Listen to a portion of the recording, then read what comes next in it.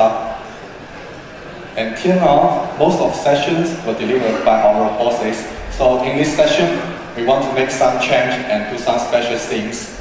Hope all of you here can help to lead this session. Let's ask bosses. Why? Why let's ask bosses? Usually due to our work limitation, location limitation, sometimes we may lack of some colleagues. We may not be able to ask our questions or suggestions in our heart. So this time, our bosses are very happy to offer us this opportunity to answer our questions, to give feedback to our suggestions. And firstly, I would like to invite my partner, Jeffrey, to help me to support this session. Welcome, Jeffrey.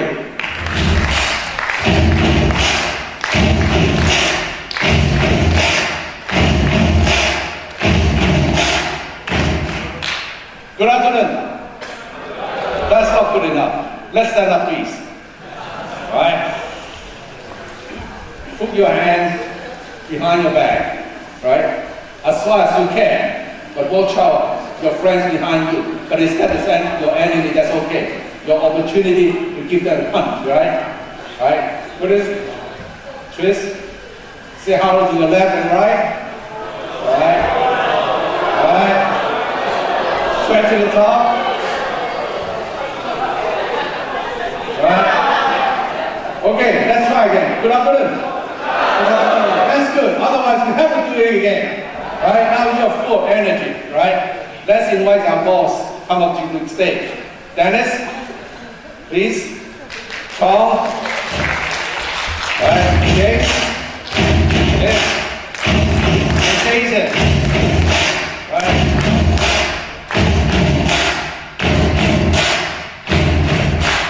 I'll give you one first. Right? You're holding me. Right. Well, first of all, thanks to our bosses sitting on the stage. Please give them applause first. All right. Okay. It's challenging time, so are you ready? Well, this is really your session. I'm sure you have questions you want to ask. You have things in your heart, in your mind, one or two. All right. So, who is going to shoot the first question first?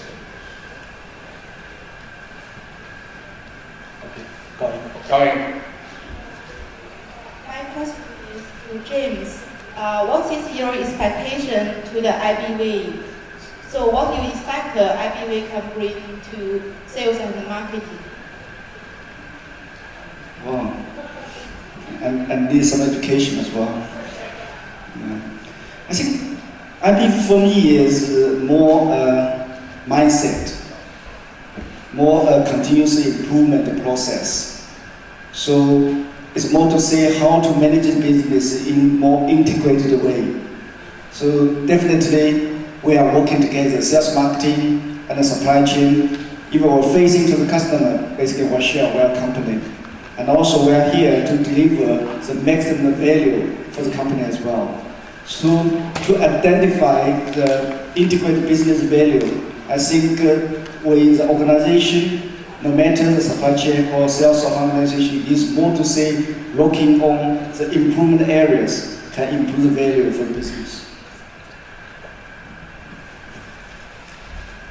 Yeah, I want to build on that. I know this question will come. Maybe later, Laura, you can make some comments too. Today, when we talk about IBV, one can just start with what we're doing with regards to the way we do SNOP in China, Hong Kong cluster, for example. So, at every of these discussions, right down from step 1 to step 4, sometimes step 5, I know we all go through the same discussion and try to extract maximum value from the various colleagues that you work with, so that we continue to maintain and ensure that this is a profitable business. But I think, to me, we have reached a stage where sometimes we don't see what we don't see. If you are working in the plant, I call it operational blindness. You can't see anymore because you've been doing this for so long, and it's been good, I mean, this is good, that is good. So you don't feel the urge to really the opportunity or the willingness to dig deeper inside, to swim. It's just like going swimming, you know. Beautiful corals. I like to stay at this stage. But I'm not inclined to go deeper and see whether what is underneath beneath the rocks. And the reality is there are more opportunities, you see. So if you look at the way we do so-called IBV in our NEA terms, I think we miss the opportunity of learning from others. And I think today, when we talk about IBV, it's really an opportunity to really learn from others. And I think because this is also a globally driven program, and that gives us the glue to other regions, how they do it. Are there any opportunities that we are blind today which we don't see, which people are doing better? And that creates that opportunity for us to really maximize business value. So there's one advantage I'm seeing why IBV is important. Secondly is, we know there's still a lot of value which is hidden beneath the rocks. We want to uncover that quickly. And I think that is the biggest prize for me. Laura, any comment? Can we have the microphone for Laura? Yeah, so I would add to that, agreeing with what James has said, that IBV is a new process and useful as a new tool, but most importantly it's about really a change of behaviour and a change of mindset. So it's about getting the right people in the room to have the right conversation. And it's about looking quite broadly across our organisation, so being curious about other parts of the business and how other parts of the business make money, so that we can understand how we can link it all up together. So one example, I often talk to the Global Key Accounts team around what can we do to change the conversation with the customer in Global Key Accounts that would mean that we could actually get more value in Shell. Or talking to GQ today around what is it that we can do to understand the basal situation better that would drive some different behaviours that gives us more value. So really looking at understanding the much broader range of our business than perhaps we do currently just in our scene. Okay. Thanks Laura, thanks John and James. Very good opening questions, right? The next one? Next question? Okay, I have a question. Right. In terms of IBV, I think in the past years we often say it's end-to-end. So this time we talk about IBV. So any real differences between IBV and end-to-end integration? It's just a change of name and some real change inside. Yeah, well, I think the answer is definitely no, it's not a change of name. Yeah? So I probably pass to Laura to explain a bit deeper. And I'll just add on to if there's anything missing. Well, Kim saying we haven't rehearsed this, so if I say something, it's completely different.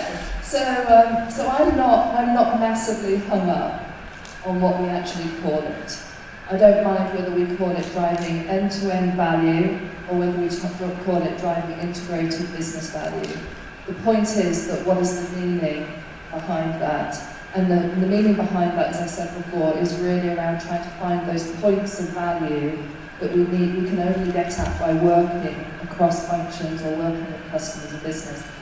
When I refer to integrated business value, I talk particularly around the process that we're going to be using to drive it. And the end-to-end piece is really the mindset that's involved in trying to get to that integrated business value. Okay, so in my understanding of IBV, you call it the improved version or whatever, is number one, that we as we talk more about it and learn more about it, we actually find that there's more opportunities which we were never comfortable to discuss in the past. And I think now there's more willingness between the leadership team of China, Hong Kong, to put on the table to really discuss some of these issues which we were never comfortable. So I think this is one opportunity created. Secondly, there's a tool called the analytics tool, which will give us the data that we were struggling to get information to be able to have a really good conversation about, hey, something's not right here. We struggle in the past because it's so manual. If you have manual extraction of data process, high chance is either not accurate or, it's just, gosh, next priority, please, Yeah, so that there is a lot of advantage coming through from this new process. So yeah, it is a changed behavior, but I don't think the team is really, in fact, looking forward. And the good news is, next week, and it's only a few days away. We're having an IBV workshop in China. The global team is coming to support us, teach us, to work with us, I would say teach us, but to work with us on how to make it a success. Yeah. Thank you. Good. Next question? Eugene?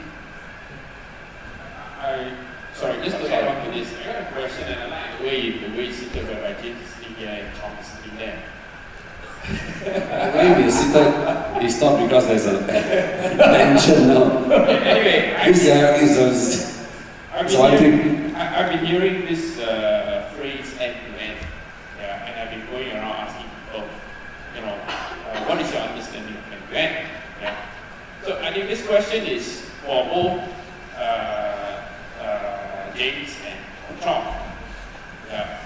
Can you maybe elaborate what is your understanding of end to end? And in your opinion, yeah, where do you see are key areas whereby we can actually improve with regards to end to end? Well, I think probably Jason also should make a comment on that. Yeah.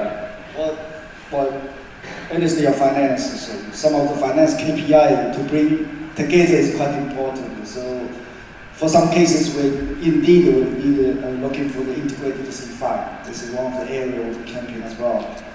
We even think about the GQs here. Do we need integrated with the base oil margin together or not to manage the business? Because the business the business we cannot see our own angle. Because if you look at to more broader ways, can actually you can think about broader and maximize the value for the company. So basically, we have luxury in China because of the two teams sitting together, same office, and we have very regular business meetings together. So I think all the agenda, all the things we can discuss quite smoothly.